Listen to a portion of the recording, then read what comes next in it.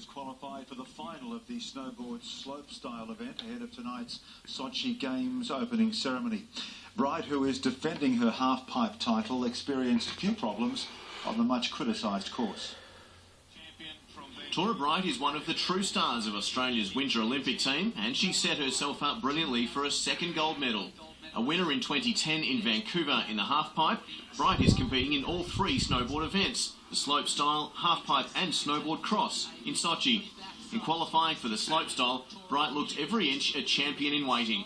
Her first run sending her to the top of the standings. 85.25. We have a new leader. Her name is Tora Bright from Australia. She slipped back to second, but the job was done, with her second run little more than a training run ahead of Sunday evening's final. Today is all about just getting a good solid run down, getting straight to the final so I can practice on working on other tricks and, putting on a really great show for the finals. The course lived up to its fearsome reputation, with Kjersti Buas from Norway crashing heavily and suffering abdominal and back injuries, while Australia's Scotty James also came unstuck. And there's the triple cork. Oh, big face plant for Scotty James. Kind of hurt my ribs a little bit, but I'm looking forward to it. I think it's going to be good in semi-finals, and got the jitters out of the way now, so just going to go out, do my best, and land it. James gets another crack in the semi-finals tomorrow. Canada's Maxence Parot, the top qualifier for the final, with a 97.5 in his second run. Glenn Osborne, World News Australia. To the A-League, and Western Sydney Wanderers coach Tony Popovich remains confident his side has what it takes to win their top-of-the-table clash with Brisbane Roar. The Round 18 opener kicks off in just a few minutes' time, and SBS reporter Lucy Zelich has the latest. As A-League clashes go, they don't come much bigger than this. League leaders Brisbane Roar take on the Wanderers here in Western Sydney. And if form is anything to go by, Mike Mulvey's side looks set to consolidate its place at the top of the table. With only 2 wins from their past 6 games, the Premier's plate holder is 7 points behind league leaders Brisbane Roar. However, the Wanderers remain in good spirits as they attempt to bridge the gap in front of their passionate supporters. We believe we can beat anyone, home or away. And, in front of our home fans, it's one that, as a team, as a club, we're all looking forward to. Despite recent stumbles, Brisbane is still the competition's form team, having scored 10 more goals than their closest rivals. But for the Roar players, it's not all about winning. I'm actually enjoying my football more than I ever have at the Brisbane Roar. I love the way we play, I love the style, I love the teammates, the culture. Everything's really enjoyable. Meantime, the pressure will be on Melbourne Victory against champions Central Coast. Kevin Muscat's side has won just once in his past 7 matches. I'm not looking back anymore. We've dealt with them, and without doubt, during that period, confidence does suffer a bit. But last week gave us a different type of confidence. While Victory looks to get its campaign back on track, the Wanderers will be hoping to keep their Premier's Plate defence alive. John Baldock, World News Australia. And a reminder, you can catch tonight's blockbuster between the Wanderers and the Roar for the very first time on SBS 1. Tune in at 7:30 p.m. Eastern Daylight Saving Time. Well, the Crows will wear their traditional blue, yellow and red hoops in AFL's return to the Adelaide Oval next month, after the club's plans to use the state jumper were dumped. Adelaide say they had underestimated the backlash from rivals Port Adelaide. The first Indigenous player to represent Australia in a rugby league test, Lionel Morgan, has presented jerseys to a team of talented young Indigenous players.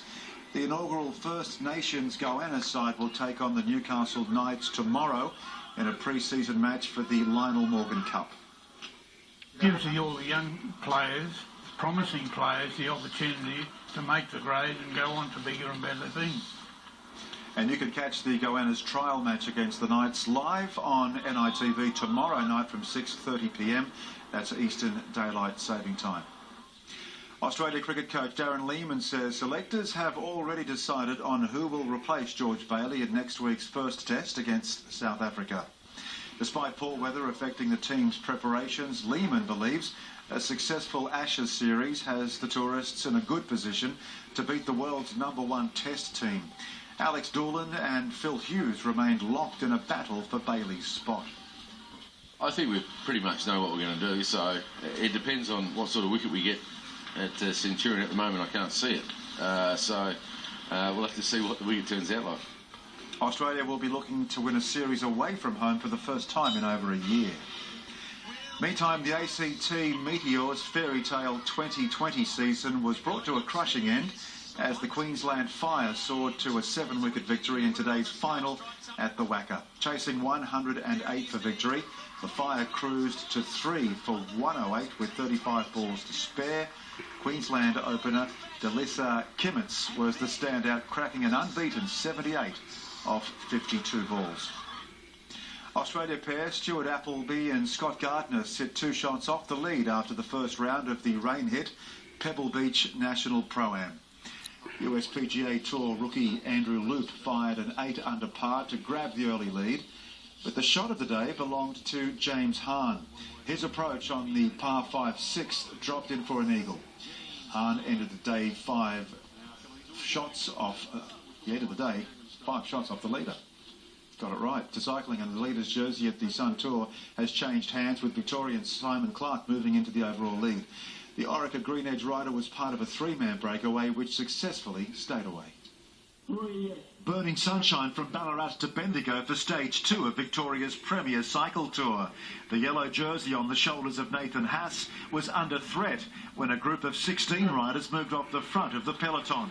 With temperatures nudging the mid-30s, the leading bunch disintegrated, and this allowed Jack Haig of the Avanti team, Cameron Worth of Cannondale and Simon Clark to clear the summit of Mount Alexander on their own. It wasn't until the final 40 kilometres that panic stations began to set in for Team Garmin. Haas failed to bridge the gap, and although the escapees were given limited latitude, the leading trio held on, with Clark snatching the stage win. We had to just try and give it to Garmin. Like yesterday, Hassie was just so strong. Cam Meyer and I tried to kind of one-two him, and he was just all over us, and then he beat us all in the sprint. So we really had to, go out on the front foot and try and put them on the back foot, and we managed to do that. Clark will have a 9 seconds overall advantage for tomorrow's Stage 3, which will start an hour earlier to avoid the expected heatwave conditions. And you can catch half-hour highlights of Stage 2 of the Sun Tour. The coverage commences at 10:55 p.m. tonight on SBS 2. Finally in sport, we continue our special look at all 32 FIFA World Cup finalists on the road to Brazil. And tonight we focus on the Socceroos Group B opponent and potential dark horse Chile, whose community here will be displaying as much passion as the fans in South America.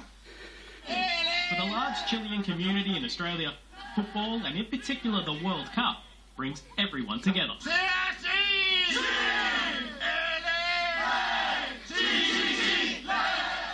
Everybody just sits there, just leave everything aside when the time comes, and they'll just sit there in front of the TV. If they're not around the TV, they'll go to clubs or meet up with friends, but it's huge. Brazil 2014 is the perfect chance for a golden generation of Chilean players to showcase themselves on their home continent. They face the Socceroos in their opening game, and that's left many here divided. I've got a shirt with both, so I might be at the World Cup, but I'm not sure yet.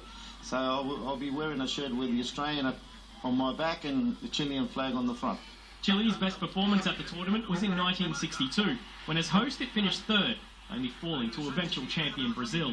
The current side successfully negotiated South America's tricky qualification phase, and that's given hope we can emulate the greats of the past. Fui pertenecente do plantel na qualificatória. Tenho muitos amigos e tenho a confianza de que Chile pode chegar no semifinal. Chile has a number of exciting young talents to call upon, but one in particular stands out: Barcelona's Alexis Sanchez. É jogador muito importante para Chile e já espero que seja importante na seleção para a Copa do Mundo. Jorge Sampaoli's side will need to be at its best to progress from a group that includes champions Spain, the Netherlands and Australia. But fans are hopeful. I think that quarterfinals is realistic. Past that, it depends on the draw. Whatever happens at the World Cup, support for Chile and Australia is set to be as strong as it will be in Brazil. Vitor Sobral, World News Australia. Yes, it runs through their veins, doesn't it? But a quarter-final, I'm not so sure. Spain, Netherlands.